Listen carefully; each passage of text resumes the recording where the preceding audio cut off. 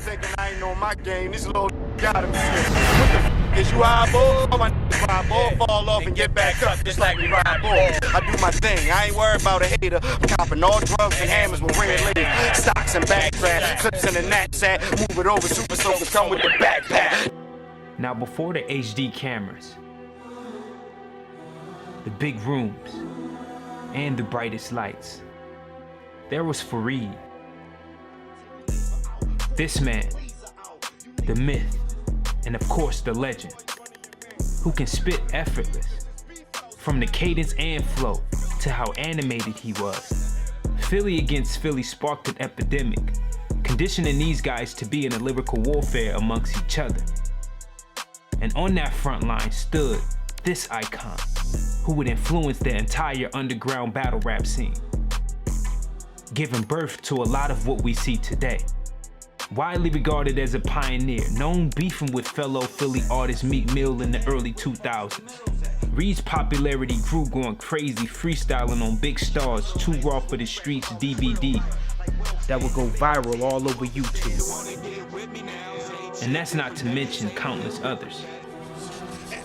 Ace wasting his money, trying to promote this comedian. Swear to God, this nigga is funny. Oh yeah, another thing. Homie, as you getting the breakdown, I swear it wasn't fucking with a soldier. Cause no microphone, you can battle in a coma. Right now, I'm about to fuck up the game and fuck up any fucker trying to fuck up my name. Due to his flow, the bars, aggression, and delivery, he was the first artist to put up big numbers. With the clip of Reed Dollaz battle in Eminem's Rap God video, establishing writing credits in Irv Gotti's TV series Tales, the Dolla Day CEO still feel as though he got something to prove and continues to make history. Not many will tell you they didn't grow up watching Reed, nor will they tell you this ain't all what it seems. Holding the city down as the general leading the troops always been his thing. This is the life and times of the underground king, Reed Dollaz.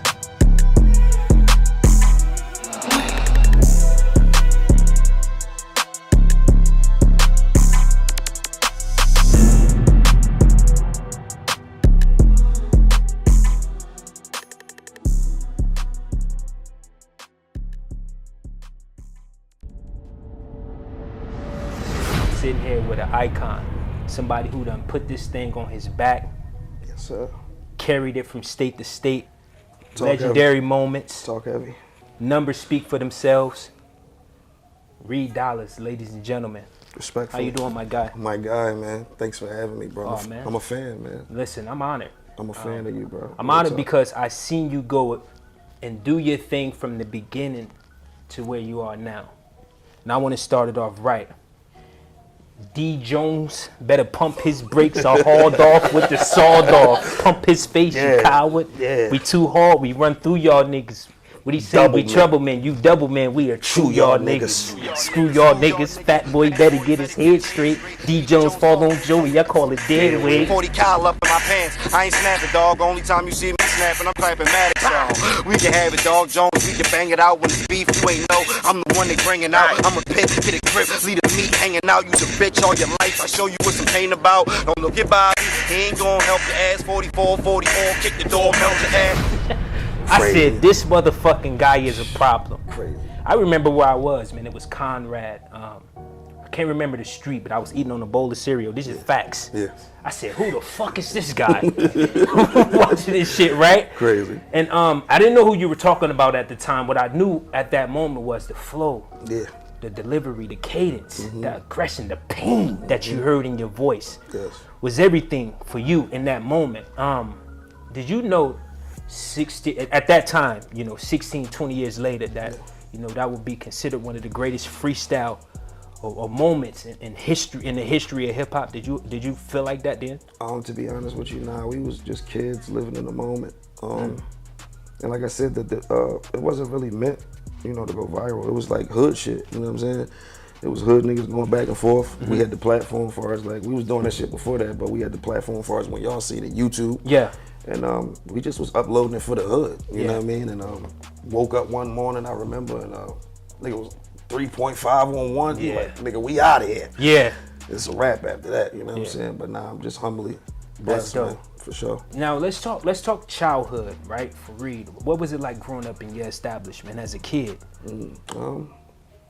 I think, you know, not to make my story sound worse than anybody, but, you know, no mother, no father. Rest in peace to my mom, but she wasn't in my life when I was a kid. My dad was always like in and out of prison and shit like that. So my grandma raised me, you know what I mean? And we had it hard, you know, we made it through, but living in the projects, I'm born to the projects, Barton Village in Southwest Philly. And then I say from like, we left there around 5, and then my grandpa was living in another project on the north side of Philly. We was in Abbotsford project, and I stayed there from like 5 to 10. And I went back home, man. So we just, you know, house to house, struggles. Yeah. Grandmom holding it down, playing the role of mom, dad, everything. You Right. know what I mean? So just, yeah, you know, we had it rough. We talk morality and we talk principles. What is something that you've gathered from her that you use to this day? You know, I just feel like as a man, we all got a path to walk. Everybody got to walk their own path. You know what I'm saying? At the end of the day, what don't kill you will make you stronger. You know what I mean? It's either gonna make you put your tail in your ass and have you somewhere in the corner, Right. or it's gonna make you an animal.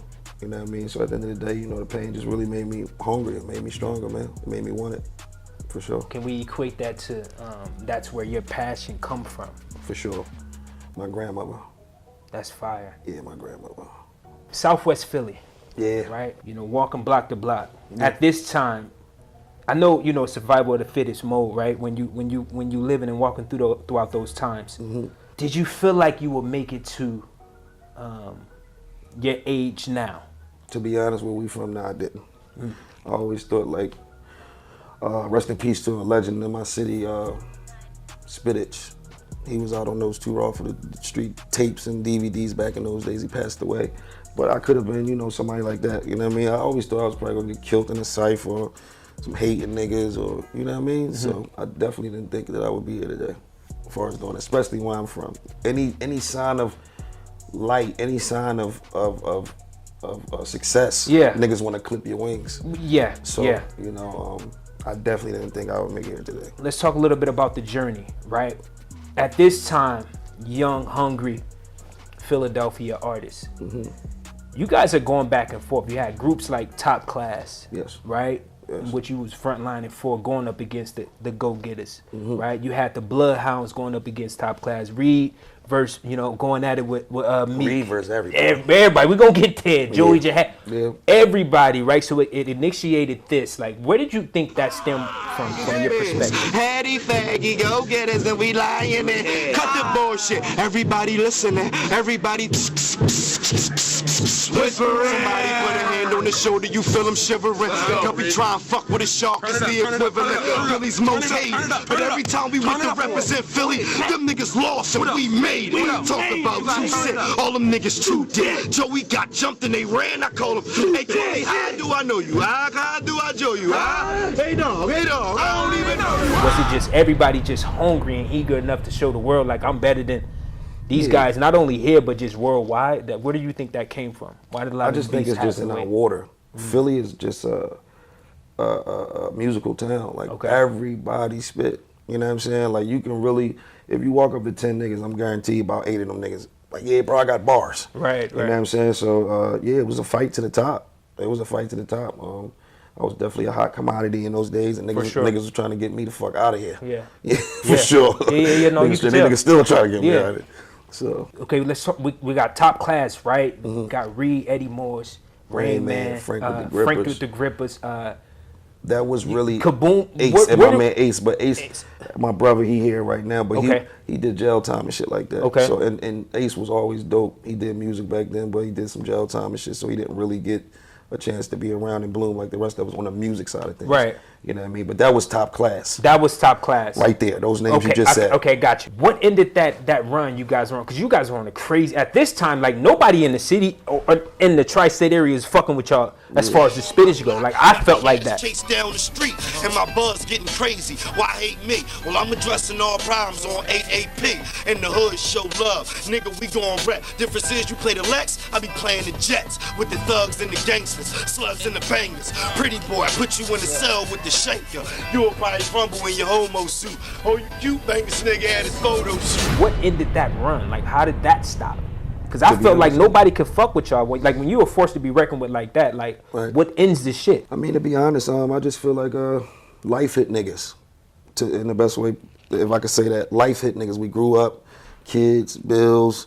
Some niggas stopped rapping. Me, I always pushed the envelope. I knew music was my way out. Like, I knew if I keep pushing this envelope, something's gonna come from this. You know what I'm saying? So a lot of niggas just fell off their game, man. You know what I mean? I really can't give you an explanation for that on why niggas did, but I'm the one that kept it going. At this time now, right, your name is ringing. View count is crazy on YouTube. Your music is hot as fuck, right? The fans around the world are starting to look at you like a role model. And you signed the deal. How did that feel when you first signed your name on the dotted line? Open your book, chapter begin. All black K, Mac with a fin. Shit go back, get back. It's alright, fall back. Homeboy, take that on the chin. Shall I begin? Try to kick me out, change the lock, take the key, but I'm back in again. Mayday, JJ. Yes, bitch, I was happening now. Two chrome gats, who want that? Clapping them down. Shit go blip that.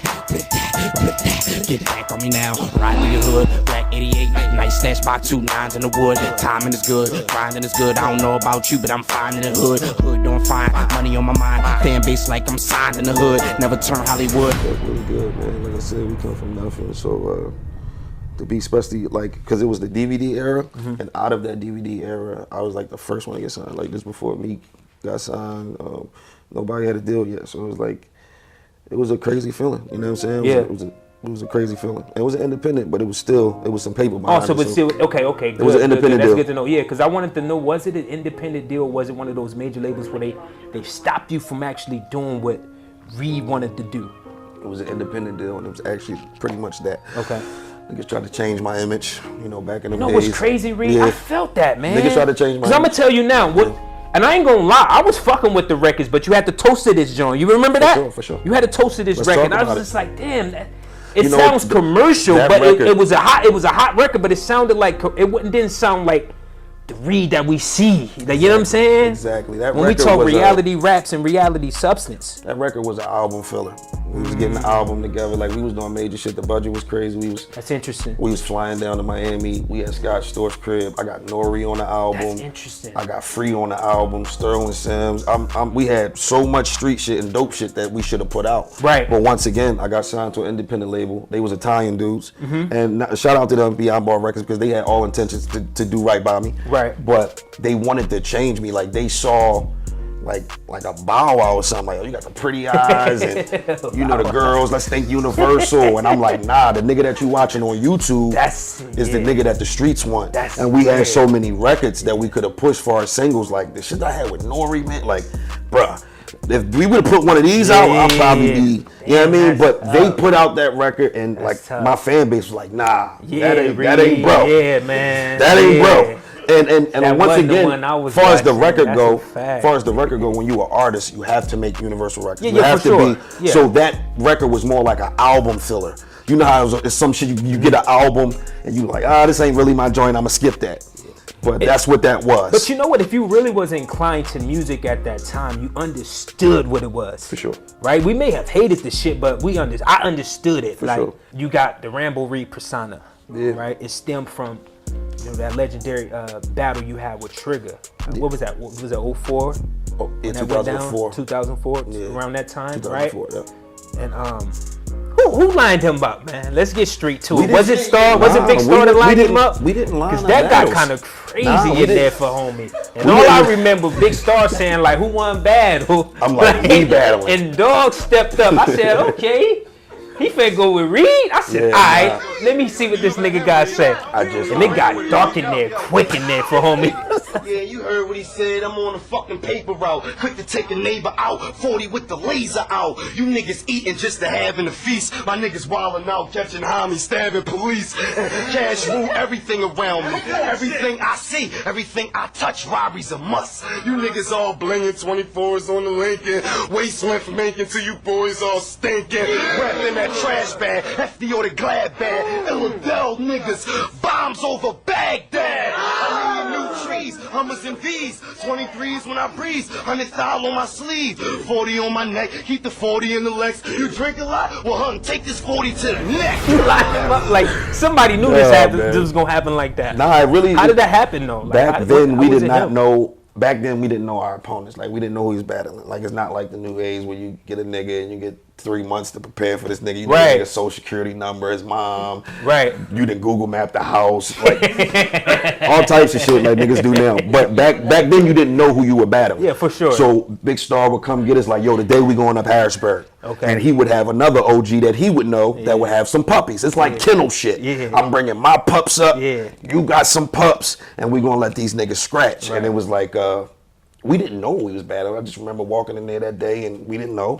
It could have been anybody that day. Right, yeah, of course. And he just happened to be the dude that stepped in front of us. Oh, my God. Stick shift, ship it up. My shotty like a school bus, nigga, hired to pick it up. And yo, RC read in the zone. You fuck around if I read in the back of your home with a book bag, wall paint, vests and ammo. K over the shoulder, two Berettas, I'm Rambo.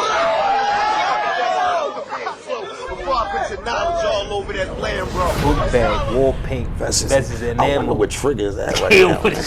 Two Berettas, I'm Rambo. No, I'm serious, bro. I always wonder about, bro. Like, I think it's, and Reed, but I say that because I think it's the moments, man, that you've created in the beginning that really just stamped you very early. For sure. Like, a lot of rappers don't create, like, niggas be cool rappers, but niggas don't create moments. Like, what do we know? That's what this shit is about. Then when we talk impact, you and Mook had that conversation about impact. It's shit like that. Not because I'm battling. Not because I'm battling Mook right now. Because Mook is one of my faves. That's my guy. We have a great relationship behind the scenes. Fuck this battle rap shit.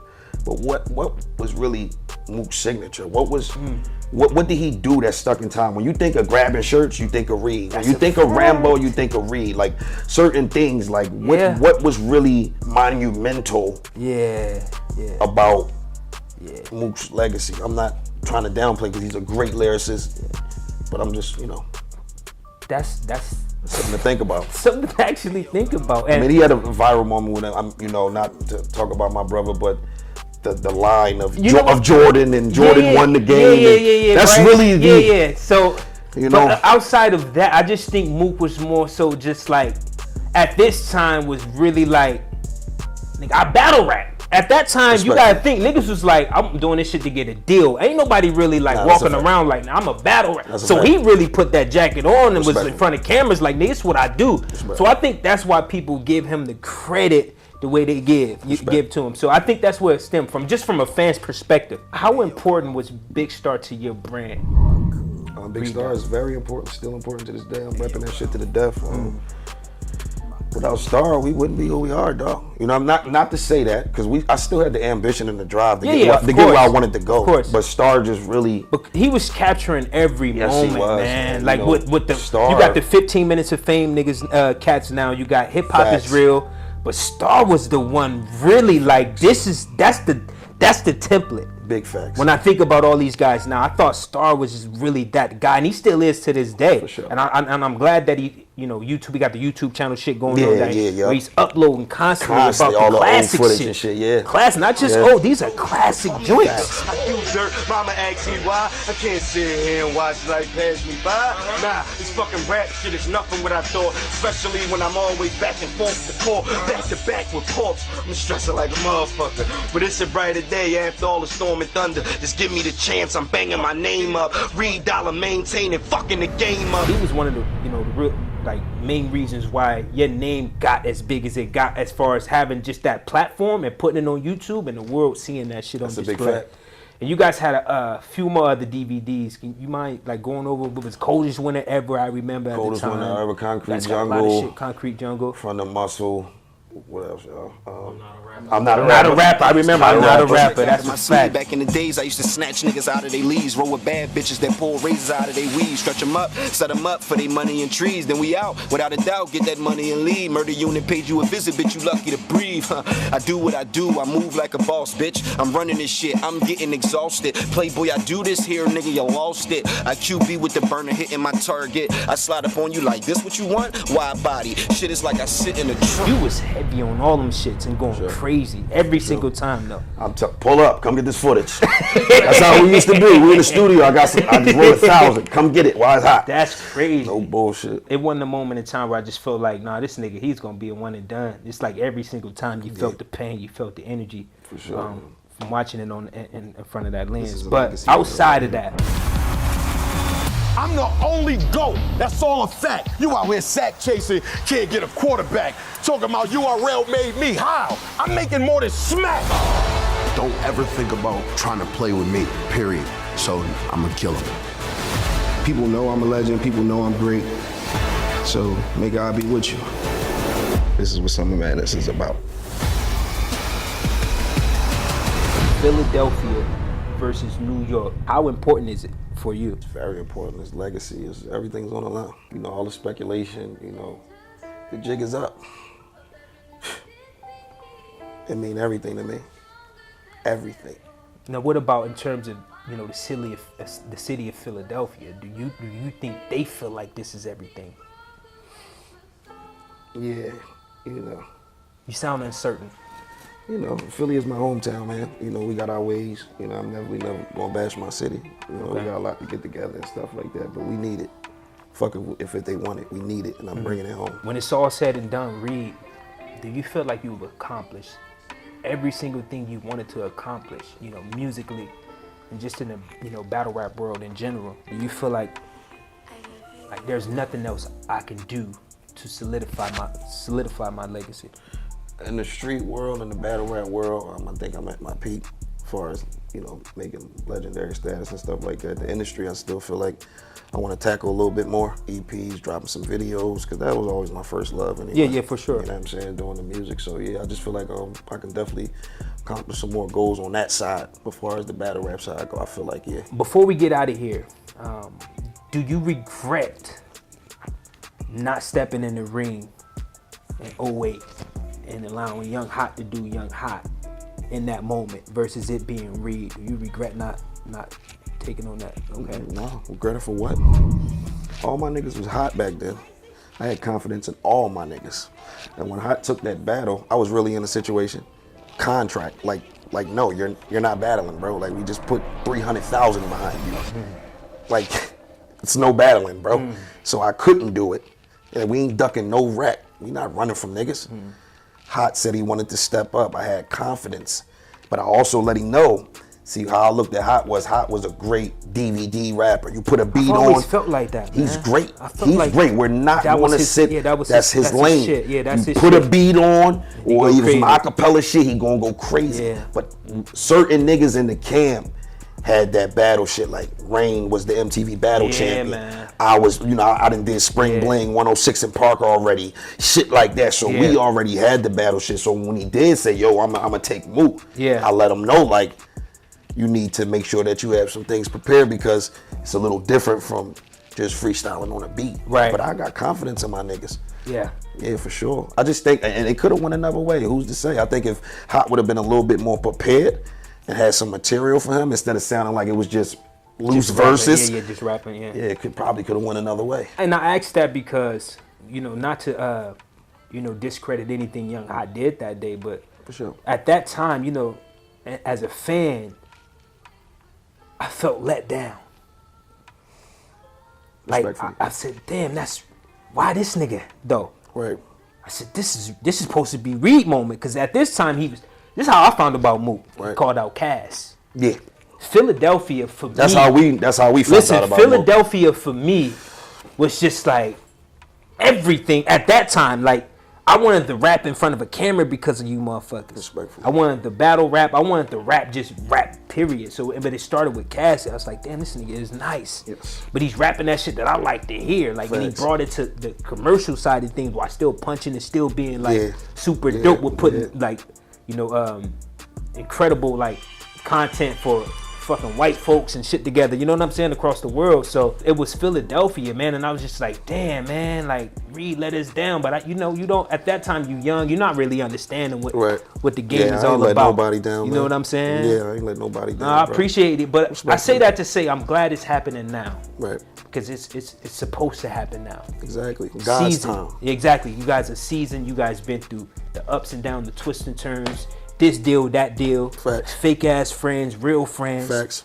You guys been through all of it. Talk about it. So now is the time to have that conversation. Mook vs. Reed Dollaz is a battle that's been in the makings for like 20 plus years. These dudes, you know what I mean? Reed representing Philly, Mook representing Harlem, New York. And these are like some of the dudes that actually founded the culture of battle rap. They was on the Smack DVDs early on and all of the DVD circuits. You know, it was always discussions of who's the best and like who came out first or who was known nationally. You know what I mean? They just been going back and forth for such a long time. Now they finally having a chance to have a conversation that's been longly anticipated.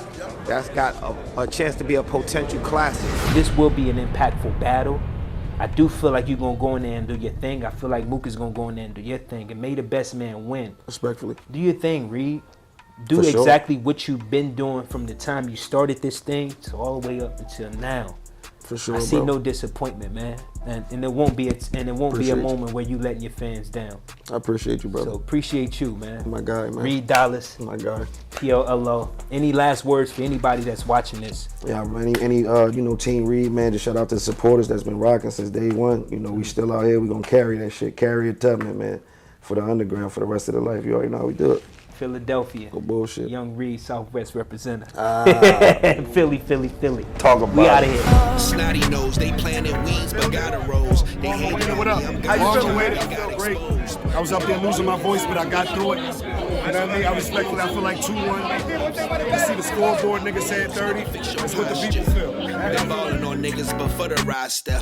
These niggas, man, they talking trash. We call them Oscars. 1,000 P's, we had it plugged in with the rosters. Bumba Clyde, I was running with them shotters. That mean we did the shootings. Nobody shot us. OGs indicted, they watched the block with binoculars. I come from Philadelphia. Surveillance from You follow me helicopters. from like Headshot Days and like Young Bob and all the rap DVDs and shit. We was going through it with Reed Dollaz. I'm talking about he was dropping shit on us. I'm in the house with my own homies. They like, man, this nigga is killing you right now. And I'm screaming to my homies, man, y'all dick riding this nigga, man. He coming at all of us. Another cloth, different fabric, babe. The shit they don't know about. I hate her just want me to die your way. And don't just take it as a compliment. Remember that when the roles get switched and we at the show and ain't a seat open. Cause this vibe is so